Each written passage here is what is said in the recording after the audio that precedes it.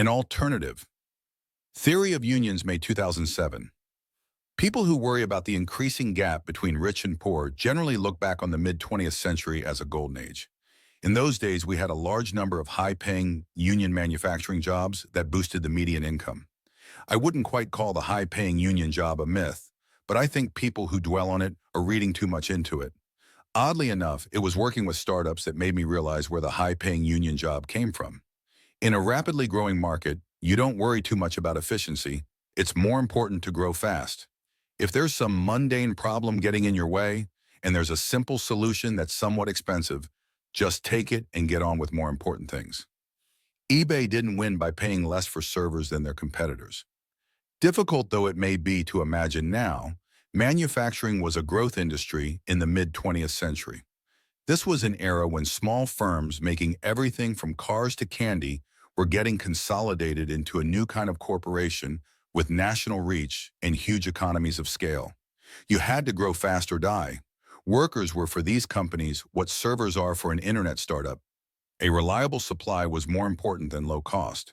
If you looked in the head of a 1950s auto executive, the attitude must have been, sure, give them whatever they ask for, so long as the new model isn't delayed. In other words, those workers were not paid what their work was worth. Circumstances being what they were, companies would have been stupid to insist on paying them so little. If you want a less controversial example of this phenomenon, ask anyone who worked as a consultant building websites during the internet bubble. In the late 90s, you could get paid huge sums of money for building this most trivial things. And yet, does anyone who was there have any expectation those days will ever return? I doubt it. Surely everyone realizes that was just a temporary aberration. The era of labor unions seems to have been the same kind of aberration, just spread over a longer period and mixed together with a lot of ideology that prevents people from viewing it with as cold an eye as they would something like consulting during the bubble. Basically, unions were just razorfish. People who think the labor movement was the creation of heroic union organizers have a problem to explain. Why are unions shrinking now? The best they can do is fall back on the default explanation of people living in fallen civilizations. Our ancestors were giants.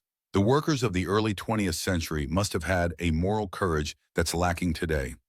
In fact, there's a simpler explanation. The early 20th century was just a fast-growing startup overpaying for infrastructure. And we in the present are not a fallen people who have abandoned whatever mysterious high-minded principles produced the high-paying union job.